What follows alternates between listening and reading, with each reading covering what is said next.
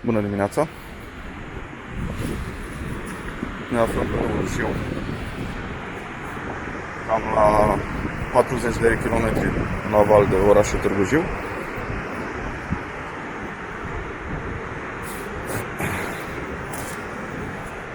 O să încercăm un pescuit la feeder. N-am mai fost deloc anul ăsta în locurile acestea. Am văzut că sunt ceva pescari.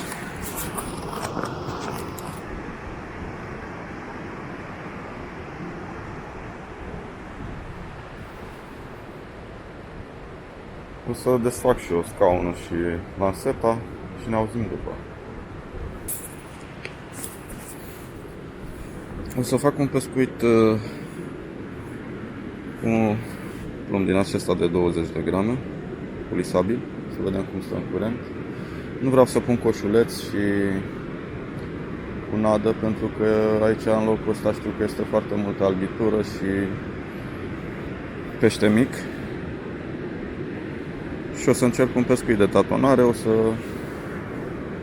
arunc viermi. Să încerc să formez un pat de nadă.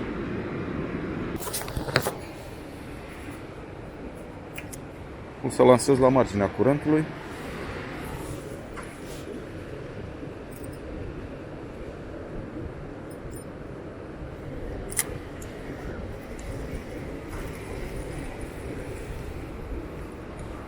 Pare că e multă mizerie. Sau am aruncat eu în buruieni.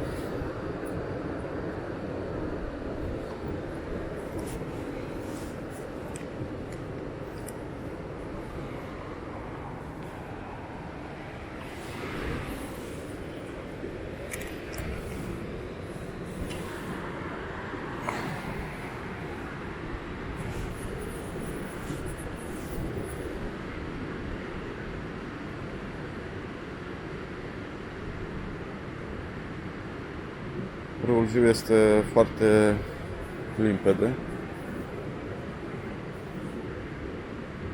Debitul este normal.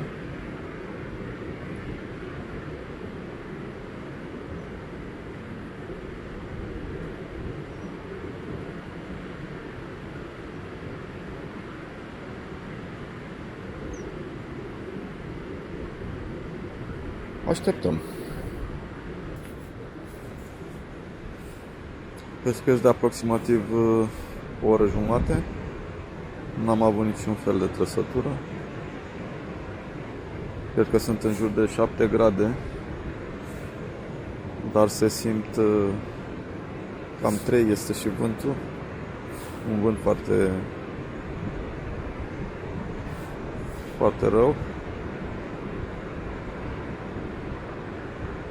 Este foarte frig pentru perioada asta a anului. Suntem pe 22 martie.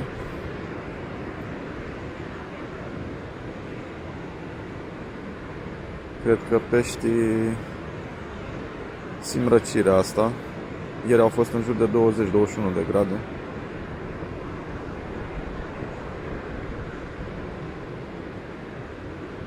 Zilele următoare se anunță ninsori. Deja s-a răcit considerabil timpul.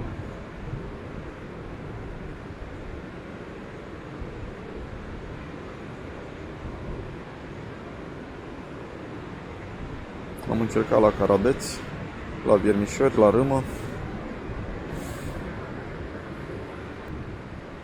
Mai sunt vreo 10 pescari pe pod și sub. N-am văzut să prindă ceva.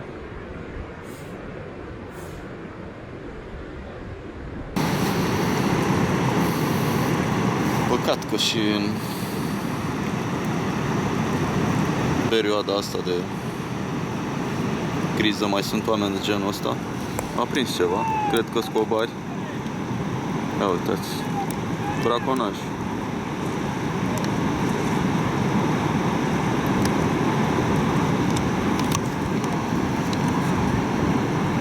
Foarte urât.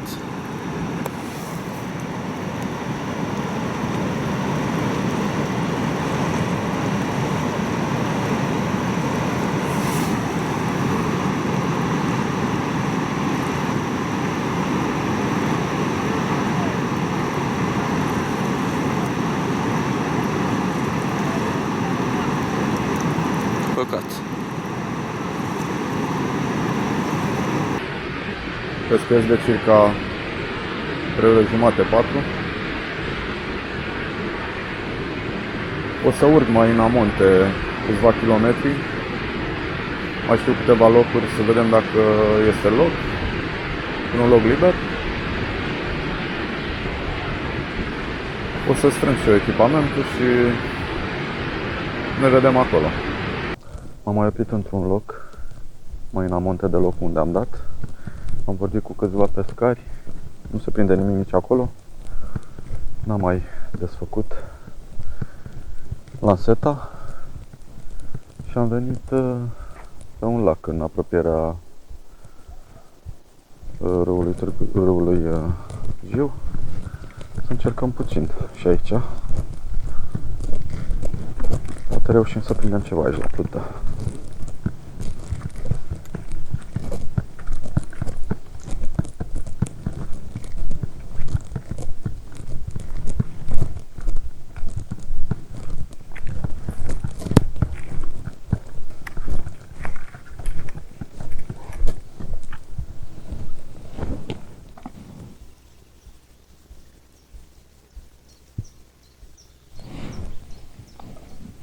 La fund.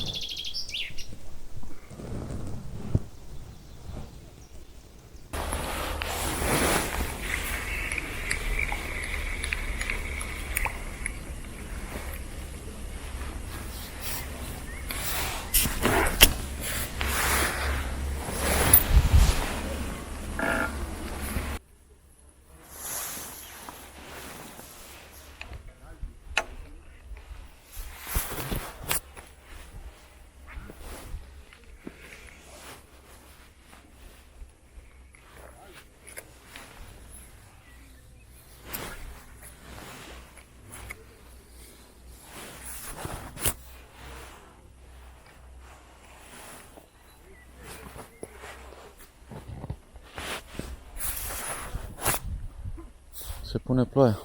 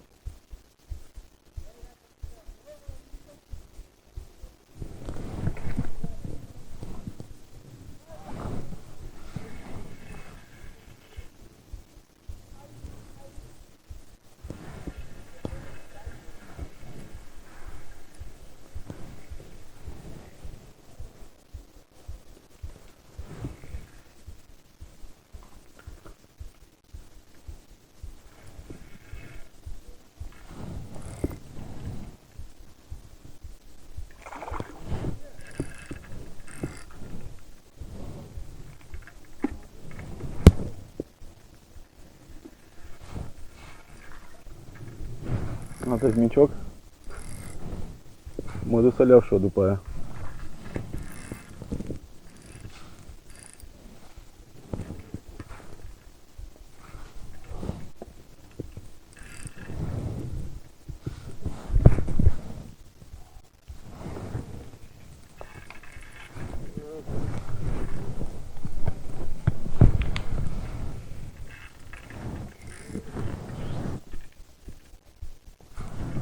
Tărășor frumos.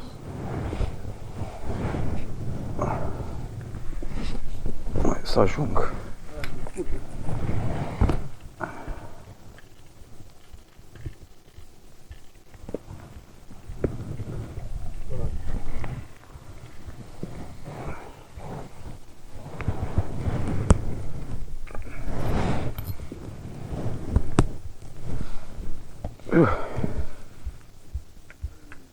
Am și un ac foarte mic și cred că nu puteam oricum să-l ridic.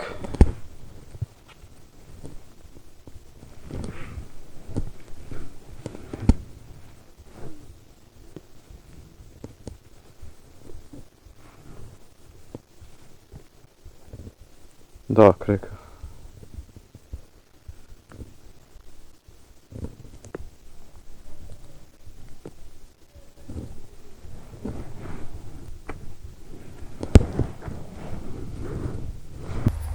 N-am mai reușit să prind niciun pește. A fost foarte frig. S-a pus vântul și mai rău acum. Am reușit să prind 2 carași, unul cam la 300 de grame, unul la 500 de grame. La carabeți. Neașteptat. La ac mic. Cum am pus ac mai mare, n-am mai prins nimic.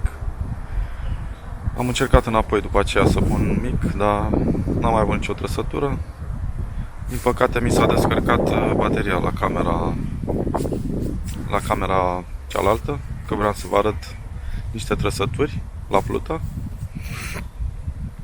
Până data viitoare, să auzim numai de bine. Sănătate și toate cele bune vă doresc. La revedere!